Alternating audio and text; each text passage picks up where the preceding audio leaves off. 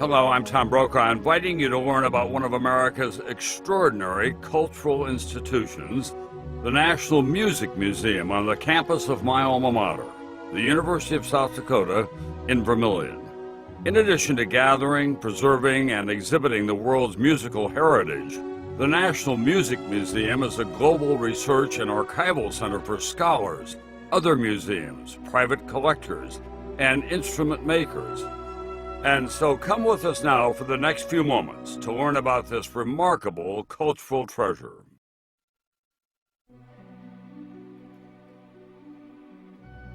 Born of his boyhood passion for music and its instruments, Arnie B. Larson, a Minnesota farm boy and noted bandmaster and teacher, brought his personal collection of 2,500 instruments to the university in 1966. His collection formed the basis for the museum established in 1973, which has since become the largest and most comprehensive of its kind in the world. Building on his father's collection, Dr. Andre Larson, the museum's longtime director, has overseen the growth of its collections to almost 15,000 pieces from virtually all the world's cultures, past and present. In addition, the museum has built archival collections of instrument documents and related items unmatched anywhere.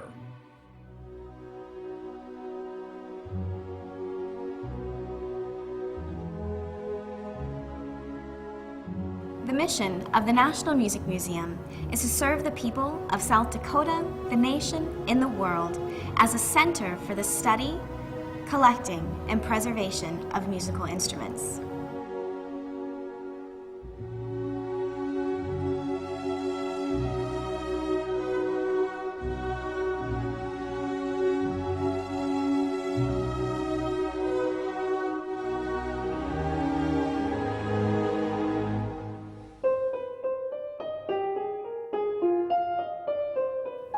We get all kinds of visitors here at the National Music Museum.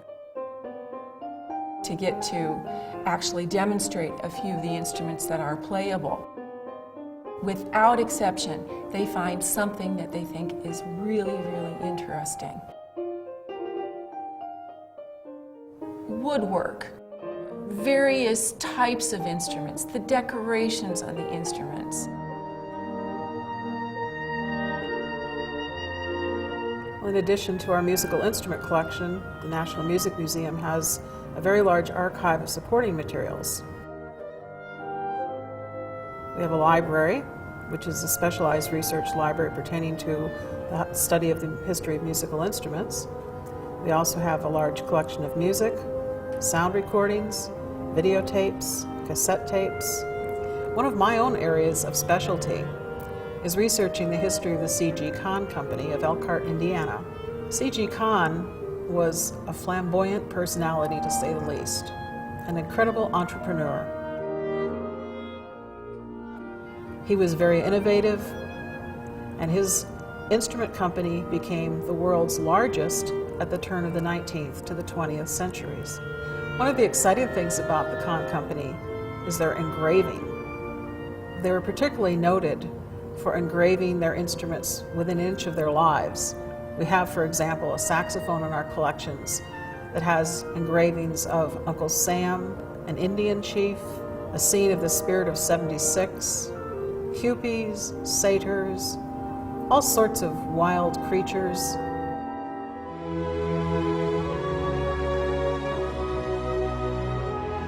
I'm Arian Sheets, and I'm Curator of Stringed Instruments at the National Music Museum. What's interesting about our collections is the breadth of the holdings. One of our interesting holdings is the D'Angelico d'Acquisto workshop. Virtually the entire workshop of one of the great master builders, John D'Angelico, and one of his students, James d'Acquisto, who further refined the modern archtop guitar. When we acquired the Witten Rollins collection, which really put the National Music Museum on the map as having preeminent holdings with instruments by the Amati family, Antonio Stradivari, and other great makers from the Italian tradition.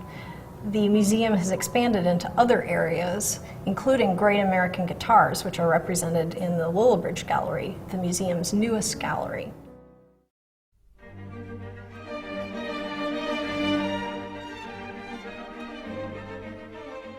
The King Cello, an exquisitely decorated instrument by the first known violin maker, Andrea Amati, is considered the oldest cello in the world. The instrument was made as early as 1538 and was decorated for King Charles IX of France. It is on display in the same gallery as instruments from history's best-known violin maker, Stradivarius. In addition to a violin and cello by Stradivarius, the National Music Museum has on display an exceptionally rare Stradivarius guitar and mandolin. From the Indonesian island of Java, the gamelan's bronze percussion pieces are played by several musicians producing hypnotic sounds played for various religious and other Javanese cultural ceremonies. One of the largest gamelans outside of Java, these pieces were a gift of a private donor arriving at the museum in 1999. Made in Lisbon by the 18th century piano maker Manuel Antunes, this early grand piano is among the best preserved early pianos in the world. A fine example of Antunes' craftsmanship, this instrument represents an important contribution to the development of the piano and is an extraordinary example of the maker's time and art.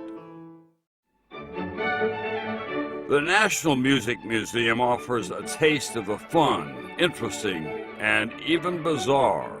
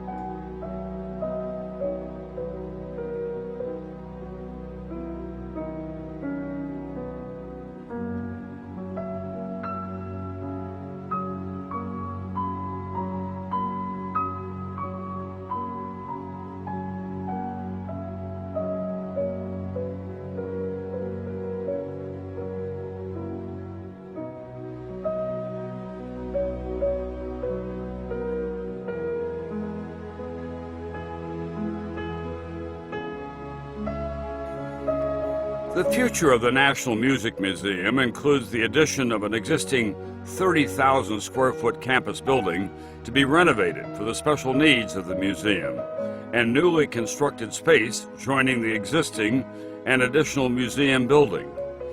These additional facilities will enable the museum to fulfill its potential for research, conservation, education, and display the world's musical heritage. We invite you to visit the museum in person or by website and to become a member of this remarkable institution. I'm Tom Brokaw for the National Music Museum.